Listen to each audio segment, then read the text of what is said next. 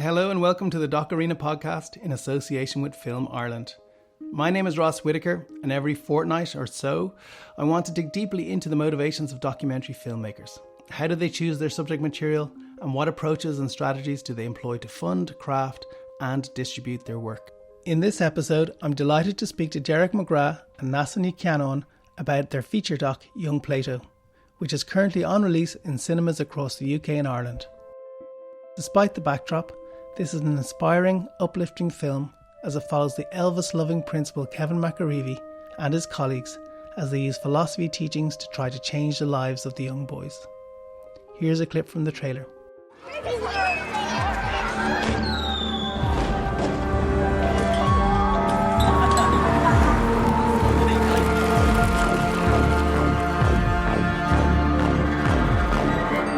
One way you control anger. Listen to your favourite music and concentrate on the words instead of the reality. Listen, that's everybody's opinion matters. And that's the beauty of philosophy. I want you to close your eyes. Picture your favourite place and go there in your mind to feel good again. Where'd you go? McDonald's. McDonald's. Come in. So we had him on the side of the arm. For no reason whatsoever.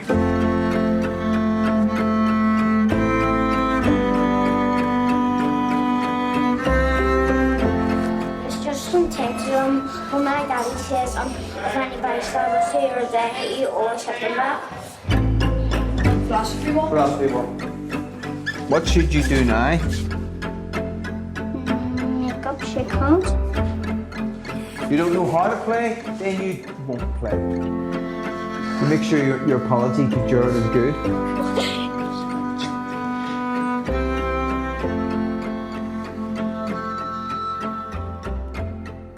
It's time to think for yourself. Violence breeds violence. But you boys have the power to stop it. There's 3 words. Stop, fighting, peace. Brilliant. Absolutely brilliant.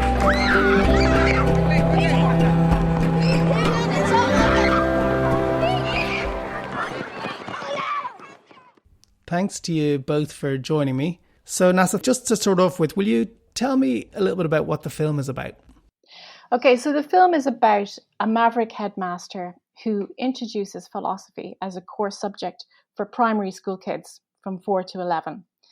And it's a shot observationally over the course of a year and a half. So we follow a few key characters and we see how philosophy and critical thinking influence their lives. Declan, can you start by telling me, I suppose, the background to the story, how you came across it and why you wanted to tell this story? I came across it because a friend of mine, Colin Dorr, went to the school, Holy Cross Boys. I was having a coffee with him one day and he said, yeah, do you know the school I went to? I called up there and there's this fantastic headmaster and he teaches the kids philosophy. I went, grand. He said, no, but you want to go into the class, like you'll see there's all these kids from Ardoyne and they're all chatting about Aristotle and Socrates and Plato. I went, geez, that sounds good. So I went up and had a look and I thought, yeah, this is incredible. Like seeing all these kids, not only are they talking about Socrates and Plato and Aristotle, but they're just talking about anything with fantastic fluency. And it's a school, that it's not a privileged area. So you don't, the kids have it harder than most. To see them to be so articulate and fluent was fantastic. And I think that was interesting for me. And it chimed with a couple of other things. Like I'm from North Belfast, and for years, it's an area that suffers a lot from suicide, and particularly male suicide, and has done for the last 20 years. And there was a kind of epidemic of it even 10 years ago, and it continues. And if there's an epicenter of that kind of suicide problem, it's Ardoyne. But it was a problem in an area where I was reared that I kind of felt, God, I'd like to do something about that or make a contribution. And I don't know, like ourselves in filmmaking, I feel sometimes we don't make any contribution like the people like the teachers in Holy Cross Boys, they're people that do something real. And I think that inspired me, in that this was a way to show what was happening in that area, but to do it in a way that kind of give people hope, to show how people can tackle that problem. And if there's another thing for me in growing up in that area, is that I grew up in an area that's just North Belfast is a patchwork quilt of little sectarian enclaves. It's the area in the Troubles where really the most horrible sectarian murders happened, and to grow up in that district or in Belfast or in the North in general, and have been through the Troubles, and that goes on since, you're always thinking, is there a way around this? Is there a way that people can get out of their own little pockets and tribes and meet, or maybe not even meet, but just listen to other people and be exposed to their views and maybe move on? And again, up in that school, I seen a guy that was getting kids to not only to be articulate, but actually to go and listen to other people, listen to their views. And I thought, what a transformative thing, potentially. That was a film I wanted to make. Then I wanted to convince Neasa and David Rain to get involved, because I could see that they were people that were making the kind of film that I thought would be the best way to make this film. And then all of that experience was able to come on board the project. And it's set in an area of Northern Ireland that has, I suppose, been beset with problems. Famously, about 20 years ago, that particular area had a lot of skirmishes, I suppose, between Catholics and Protestants. Is it because of that, I suppose, that he has that mentality in terms of what he wants to bring to the school? Yeah, absolutely. I mean, Ardoyne is definitely, it's an area that has a lot of social problems because of the Troubles and the legacy of the Troubles. The parents there, a lot of them suffer from there's intergenerational trauma. There's a lot of poverty. There's high suicide rates. There's high unemployment, and there are drugs. So, I mean, it's a really challenging environment for children to grow up in. And yes, absolutely, without question, this is why Kevin introduced philosophy as a core subject to that school, because he can't, I mean, the staff there and Kevin, they cannot control the environment that the kids go out into or that they live in, but they can help make them as resilient as they possibly can, because, I mean, the choices that they make in their teen years will influence, the course of their lives, and whether that would be a good thing or a bad thing. I think Kevin is, he's just passionate about the power of philosophy. And in the film, you see him doing a lot around Seneca, and Seneca does a lot of work around emotions. So he teaches the children about recognizing their emotions, controlling their emotions, recognizing their trigger points, and he gets them to do Socratic circle, where he talks about whether big questions like is violence ever justified, and he has them discussing issues like that.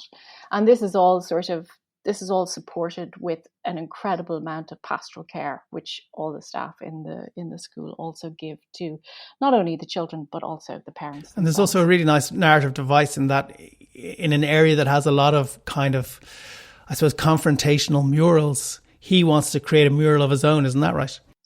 Yeah, absolutely. I mean, I didn't know Ardoyne before I went there. I mean, it was Declan, and Declan grew up in Northern Ireland, so he was very familiar with Ardoyne. But when I first went there, I was totally shocked by the murals that were still on every gable end of the houses there, and it really impressed on me what does this narrative that's being reflected back to these kids every day, what does that do to them? I mean, they pass by these murals on their way to school all the time.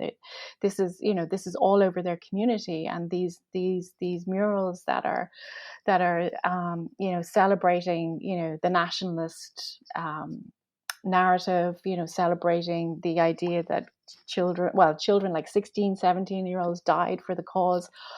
all of that is just, it's very, it's a heavy story to have to pass by every day. It feels to me, though, that it's becoming harder and harder, I suppose, maybe to pitch projects about the Troubles or that part of Northern Ireland, and people kind of want to maybe mentally move on. Was that something that you were concerned about or that you were worried about in trying to take this project forward? Yeah, but I mean, to be in a funny way, Ross, I would feel the same. I mean, I would roll my eyes and go, oh my God, something else about the Troubles, because I've seen it and you live it and you still live it. But in terms of a reaction to people, I think it's because like the thing that is great about this story is there's this guy and he's making a difference, and it's a story of hope and it's a story about philosophy. And funny, even when we were pitching it internationally, there was the background of the Troubles, and this is a post-conflict area, and that's very important. And I think we were quite surprised actually that people were so they lit up with the idea that kids were being taught philosophy. Because you kind of had this impression maybe this was happening in a lot more places internationally. But from French funders and commissioners were going like, yeah, philosophy, yeah, we do it, but we only do it in secondary school. And all the other countries were kind of just amazed with that alone. So that was something separate even from before they get bogged down in, oh my God, like another story from Belfast or from the Troubles. So you would get that. Funny, I mean, it's even more a local thing, because you can imagine here in Belfast, the BBC didn't want to emphasise that because there was a separate shorter cut for the BBC and for RT and for all the broadcasters throughout Europe. Maybe knowing that their audience would be, and I'd say, and the southern audience, and any audience in Ireland would go, oh my God, not that again.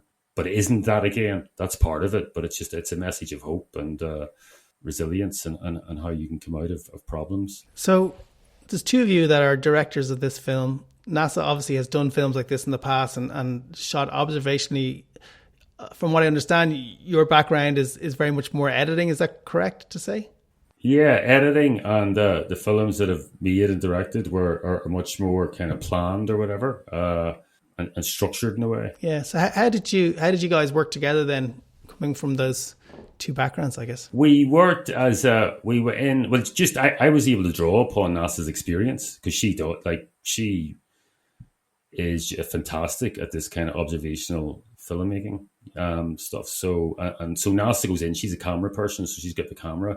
I've got the boom, so I'm doing sound.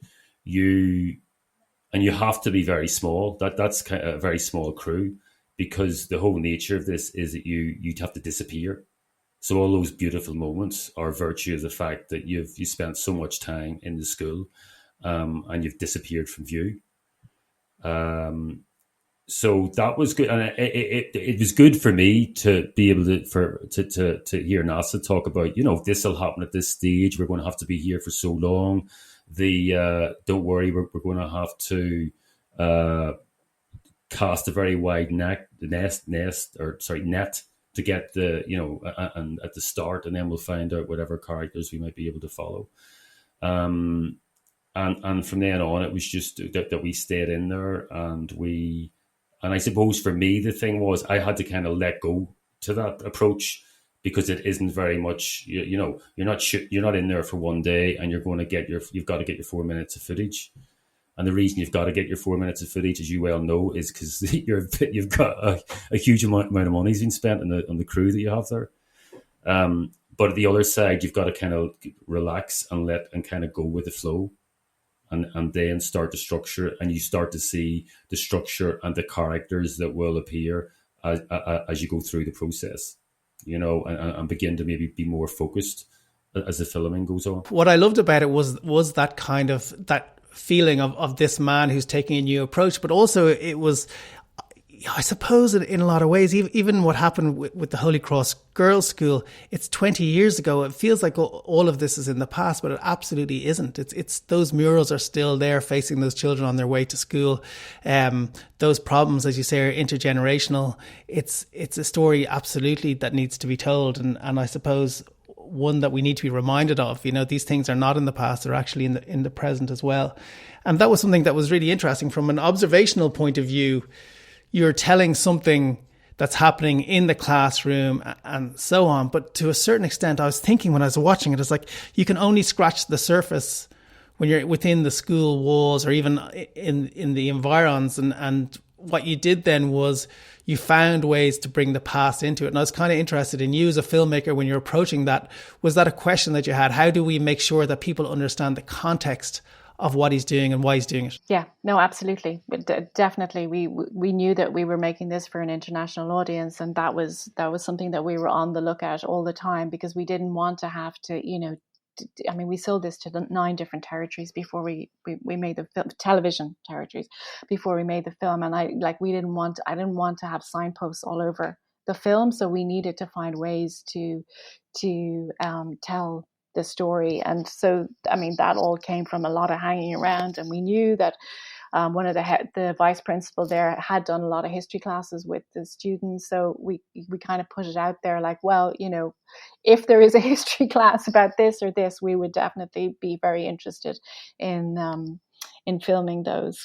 And then it was our editor, Philippe Raveau, who I had never worked with before. He was a Belgian editor, and because we had Belgian money, we ended up working with him, and it was just so brilliant, working with him. And he was the one who came up with that idea of in those interludes in between scenes where we would mix Ardoyne now with Ardoyne in the not too distant past, just so that we could show the fragility of what was going on in Ardoyne. Those kids who were running up and down the streets late at night were not so long ago out there, an earlier version of them, throwing stones at all the Humvees going around. And I think that worked really, really well in the storytelling in the end. It's a break from observational filmmaking, but it really what it brought to the storytelling was something really strong. Yeah, and I suppose you also avoid interviews which immediately take you out of that kind of observational world. It keeps it in a more kind of cinematic space, I suppose. Yeah.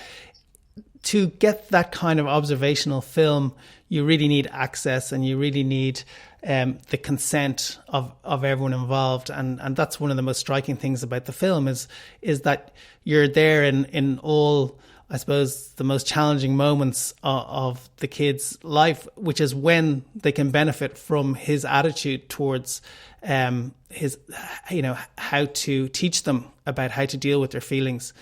Can you talk a little bit about how you got that consent and how you maintain that openness, I suppose, throughout the process? I think in the beginning we were really lucky because Kevin was up for it. He really he got it, and we also had I had school life, so I had something to show that you say look, this is how we're going to do it. This is what observational filming is, and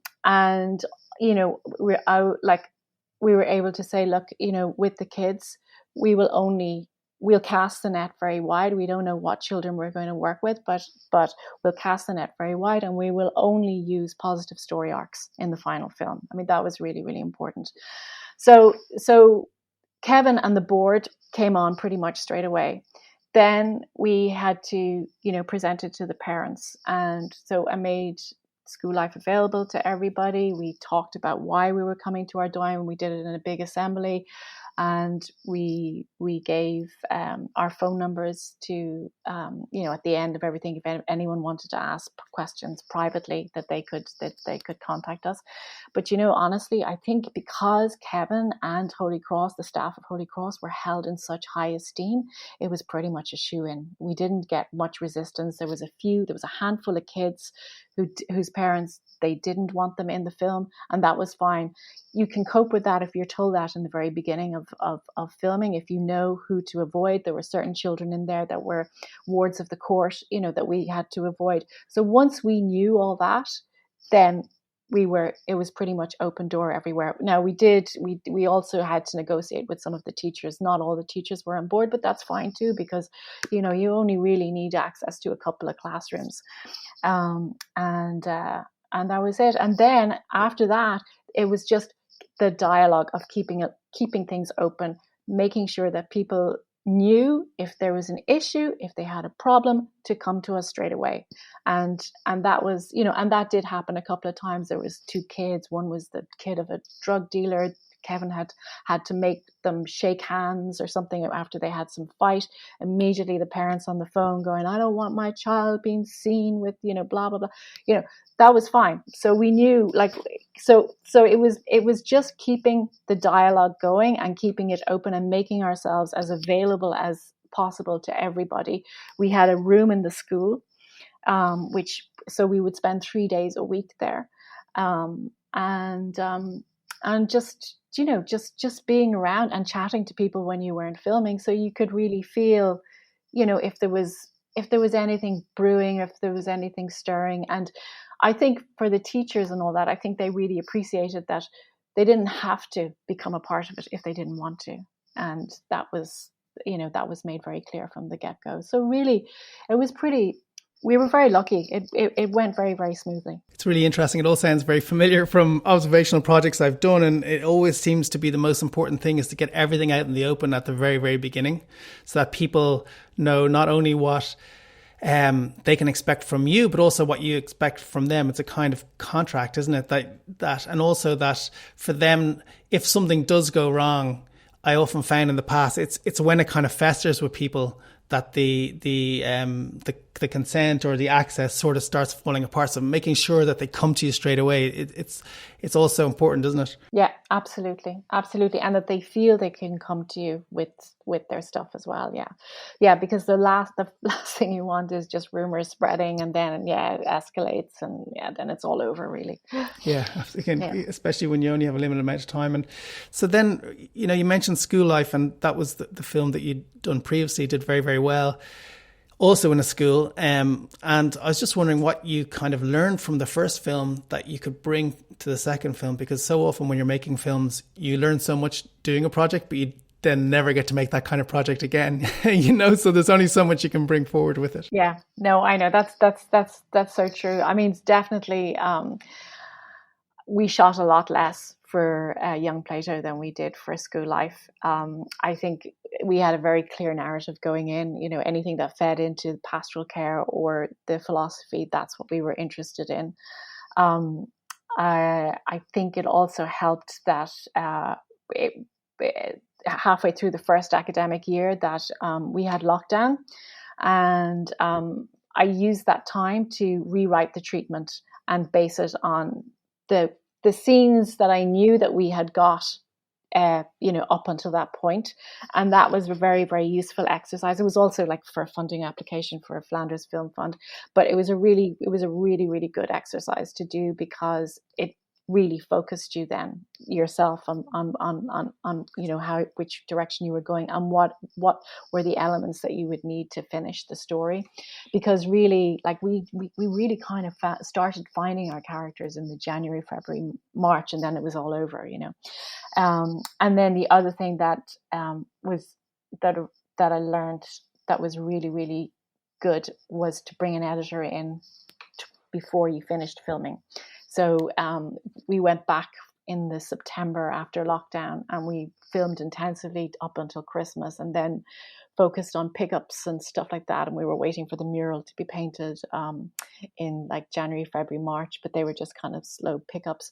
But having Philippe, the editor, assembling our material and then sending it to us while we were filming from September to December was really fantastic as well, because we were seeing oh yeah, we did get that, or oh no, we didn't get that, so you kind of, you knew it just navigated you, and thankfully we were all on the same page as to what assemblies we felt were really working and what weren't. So the three of us were just all of the same vision, so that was all really helpful. And I think those were the things that I certainly learned is that it really benefits you to be a lot more focused, and to really stay on top of what it is you've shot and the direction you're going in. Can I ask you a little bit about then, taking you've done a lot of projects now that have been in the international market, I suppose. Can you talk a little bit about, you mentioned earlier in this conversation that there were several funders involved. For people, I guess, who haven't been through that process, how do you go about that? How do you kind of figure out what markets this might be suitable for, and where do you take it to? What have been your best experiences in terms of finding those funders for your film? Pitching forums, I think, are well worth it. You know, in the early days, I really didn't get a pitching forum. I didn't really kind of understand it. And even if you don't get, somebody to commit money there and then at a pitching forum, what it does is it raises the profile of the project, and people. So the next pitching forum you go to, people are like, oh yeah, I've heard about that project. Oh, I heard about Young Plato, blah, blah, blah. So you're kind of creating, a buzz about a project that's in development. So I mean, that would be my advice is pitching forums. And we pitched this in Edinburgh. We pitched this at IDFA. We pitched it at the Celtic Film Festival. You know, like we did a lot of pitching. And that kind of stood to us. Now, having said that, this was an easy pitch. This is the easiest pitch I've ever had. Like, you know, philosophy and working class boys in Ardoyne, marry them. I mean, everybody gets that straight away. They understand immediately what it's going to be. So, it pitched easier than other projects have pitched. You know, and we were just really lucky. By the time we got to IFTA, we got Belgium, we got France, we got Northern Ireland, and well, obviously we had Northern Ireland and RTE. Yeah, you know, we got RTE in as well, but and then just other people came in as pre-buys because they had seen and had heard the pitches. Yeah, and we had a trailer. We had a good trailer as well. And were you able to bring forward, I suppose, relationships from past films? Do you find that helps, that you've worked with those people before? Like, School Life did help. There's no question about it. School Life paved the way. The fact most of them had heard about it, and they knew. And okay, so that means this is another observational film, so they can trust that we will find a story or whatever in it, or that we'll stick with it till we find the story. So I mean, that definitely helped. Other relationships, no, they were like, Belgium was new, Arte, France was new. I mean, that became, that was well, Arte have a relationship with, or a co-production agreement with Arte, but like we found we got Arte on board ourselves from pitching, and then push them down the co-pro, because that was the fastest route for them to make a decision. I think with School Life we got like to the last step of the ladder with Arte, and then we didn't get it at Strasbourg. We didn't get them. But the co-pro thing made that easier. But yeah, it's a combination. But I would say to anybody, pitch. So the film is finished. It's going down really, really well. It's fantastic to see. So I was kind of curious about how the local community have received it. It'd be very interesting to know how they feel about how they've been depicted, because regardless of how positive a film is, I'm sure that's always a difficult moment when you have to show it to them. Yeah, no, it was, and it was last Thursday, and yeah, they loved it. Really, and I think it's for that reason, Ross, it's a positive story coming out of Ardoyne. It's probably the first positive story that has come out of there. The kids, they loved it. Now the school, like the Jean-Marie and myself, like we talked a lot about, preparing the kids beforehand, that they would know what to expect in the film, and that they were okay about that, and that there was no shock. So Jean-Marie worked with every individual child and said, what do you think is in the film? And then they'd talk about it, and are you okay about that? And, and all of that, and see where you've come to, and all of that. So they were like little rock stars by the time we, they saw the film in we had a private screening for them in a cinema, and they loved it, and they were just really excited, and their parents were really proud of them, and it was all really, really, really lovely, actually. And there was one teacher in it who didn't want to be filmed, and we have this. She's in it, a little tiny little piece where she's from the back. You see her from the back, and you hear her voice. And she came up to me and she said, "I'm so glad I'm in it. Now I can tell everybody, that I work in that school too." I think there was just a lot of pride for the school and what they do.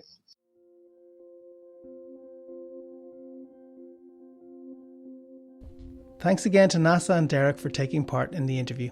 Young Plato is currently available in cinemas across the UK and Ireland. Thanks to Stephen Galvin and Film Ireland for supporting the podcast, and to film composer Michael Fleming for kindly allowing me to steal his music. You can find more of it at michaelflemingmusic.com. And thanks to you for listening.